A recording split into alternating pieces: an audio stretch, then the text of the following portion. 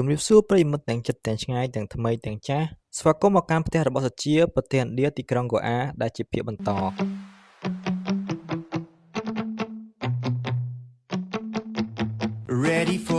្វើដំណើរប្រហែលជា1ម៉ោងជាងពីព្រលានហងកូអាទៅផ្ទះម៉ាក់សាជាពីបំផុតយើងទៅដល់ផ្ទះសាជាដោយសុវត្ថិភាពហើយសាជាក៏បានរៀបចំទឹកដោះគោម្នាស់នៅហ្នឹងគឺថាគេញ៉ាំប្លែកខ្លាំងមែនតើគឺគេញ៉ាំទឹកដោះគោដាក់ជាមួយនឹងម្នាស់បន្ទាប់ពីបានញ៉ាំដល់គោហើយគឺដល់អាហារពេលថ្ងៃត្រង់ល្មមហើយម៉ាក់សាជាបានរៀបចំម្ហូបឲ្យច្រើនខ្លាំងមែនតើមានតាំងពីត្រីចៀនមានតាំងពីឆាបន្ទាប់ពីញ៉ាំអីហើយម៉ាក់សាជាក៏បាននាំទៅដើរលេងនៅក្នុងភូមិរបស់គាត់ហ្នឹងគេហៅថា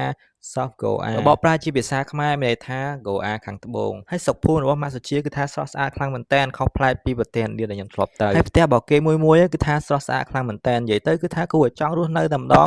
ធំខ្លាំងមែនតើហើយដីក៏ធំខ្លាំងដែរទិដ្ឋភាពគេដូចនៅអឺរ៉ុបចឹងហើយនៅតាមផ្លូវក៏បានប្រាប់ថានៅម្ដុំហ្នឹងគឺមានទីវាលមួយដែលយើងអាចមើលក្ងោកបានហើយពេលហ្នឹងសំណាងខ្លាំងមែនតើយើងទៅដល់គឺថាឃើញក្ងោកតែម្ដងបន្ទាប់ពីមើលក្ងោកហើយម៉ាក់សាជាក៏បាននាំយើងទៅកន្លែងមិត្តភក្តិរបស់គាត់ហើយមិត្តភក្តិរបស់គាត់ហ្នឹងគឺជាអ្នកលក់ដូងហើយនឹងពោតពួកគាត់រស់រាយខ្លាំងមែនតើពេលទៅដល់យើងក៏សុំឲ្យគាត់កាប់ដូងចំនួន2ផ្លែហើយក៏សុំគាត់ថត vlog ផងដែរមើលដូងគេ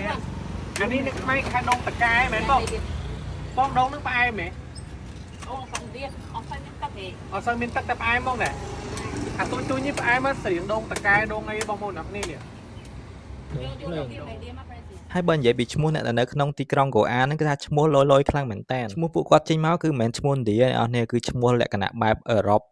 ប៉ូទុយហ្គាល់មកឥឡូវទៅមើលតួប្រុសរបស់យើងកំពុងតែញ៉ាំដូងម្ដងគេគឺថាតូចខ្លាំងមែនតើហើយទឹកតិចខ្លាំងមែនតើបើសាច់វិញឆ្ងាញ់ដូងគេរសជាតិរៀងជូរប៉ុន្តែបើសាច់វិញគឺថាផ្អែមឆ្ងាញ់តែម្ដងហើយដូងគេនៅនេះគឺតម្លៃប្រហែលជា3000រៀលនិយាយទៅហាក់ប្រហែលជាមួយនឹងនៅខ្មែរយើងផងដែរតែនៅនេះនៅពេលដែលគេញ៉ាំដូងហើយគឺថាគេញ៉ាំទាំងទឹកទាំងសាច់តែម្ដងគឺគេអត់ចោលទេហើយបើពោតនៅនេះវិញគឺថាគេអាំងហើយគេលាយជាមួយនឹងគ្រឿងទេសបនទីហើយប្រដាប់វិលនៅដៃម៉ាក់សាជានឹងប្រហែលជាប្រដាប់ផ្លុំខ្យល់ឲ្យភ្លើងចេញមកបានល្អហើយអ្នកនឹងអត់ថាពូលក់ដូងហ្នឹងគឺថាឈ្មោះព្រោះខ្លាំងមែនតើឈ្មោះរបស់គាត់គឺ Francis ហើយនៅពេលដែលគេហូបទឹកអស់សាច់ដូងរបស់គេគឺគេយកទៅកាប់បែបនេះហើយគេយកសបកមកដើម្បីយកមកធ្វើជាស្លាបព្រាមើលទៅគឺថាតំណងខ្លាំងមែនតើហើយ creative ទៀតមិនបាច់ចាំត្រូវការស្លាបព្រាទេសបកដូងក៏អាចធ្វើជាស្លាបព្រាបានដែរហើយទូឲ្យប្រុសរបស់យើងក៏បានញ៉ាំដូងអស់មួយផ្លែទៀតកន្លែងស្អាតបែបនេះឲ្យខ្ញុំនៅឥណ្ឌាមួយហើយនៅជិតកន្លែងរបស់ពូ Francis ដែលជាពូលក់ដូងរបស់យើងក៏មានព្រះវិហារកាតូលិកដ៏ធំផងដែរនៅពេលដែលប្រជាជននៅម្ដុំនេះគេចង់ថ្វាយបង្គំគឺគេតែងតែមកព្រះវិហារនេះបន្ទាប់ពីបានមើលព្រះវិហារហើយពួកយើងក៏បានជិះម៉ូតូដើរលេង3នាក់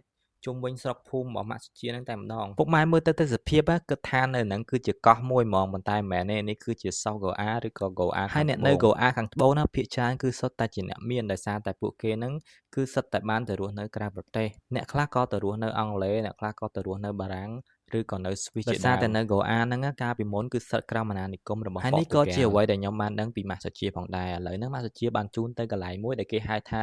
ទីវាលជលក្របីគាត់ប្រាប់ថានៅកូអាហ្នឹងគេអត់សូវធ្វើការទេភាគច្រើនគេចិញ្ចឹមក្របីហើយបន្ទាប់មកដល់កម្មវិធីដែលគេជលក្របីគេនឹងយកក្របីហ្នឹងដើម្បីមកជលហើយពេលដែលជលឈ្នះគឺគេបានលុយតែម្ដងនេះពុកម៉ែមើលកន្លែងនេះគឺថាដើមដូងចេញទៅគឺថាស្រស់ស្អាតខ្លាំងមែនតើហើយម្ដុំហ្នឹងហើយគឺជាកន្លែងទីវាលដែលគេជលក្របីហ្នឹងហើយក្របីដែលជលឈ្នះគេបានលុយហើយដល់ពេលដែលគេចិញ្ចឹមទៅគេអាចយកទឹកដោះគោវាហ្នឹងទៅលក់បានទៀតពុកម៉ែបងប្អូនធ្លាប់តែឃើញរឿងឥណ្ឌាឃើញគោច្រើនមែនតើនៅស្រុកនេះគឺថាសបោខ្លាំងមែនតើគឺក្របីអត់សូវឃើញគោទេហើយនៅស្រុកភូមិគាត់ក៏គេអត់កាន់សាសនាហិណ្ឌូដែរពុកម៉ែបងប្អូនគឺគេកាន់សាសនាកាតូលិកហើយនេះគឺជាក្របីពុកម៉ែឃើញក្របីអត់ក្របីគឺថាធំខ្លាំងមែនតើហើយខ្មៅក្របតែម្ដងអូខេពុកម៉ែបងប្អូនឥឡូវយើងទស្សនាវីដេអូហ្នឹងប៉ុណ្្នឹងសិនហើយបន្ទាប់មកយើងនឹងជួបគ្នានៅវីដេអូក្រោយទៀតដែលជាភាគ3កុំភ្លេចចាំតាមដានទស្សនាវីដេអូភាគ3ផងណាអរគុណច្រើនសម្រាប់ការតាមដានទស្សនាតាំងពីដើមរហូតដល់ចប់សុខភាពល្អសំណាងល្អទាំងអស់គ្នាបាយបាយ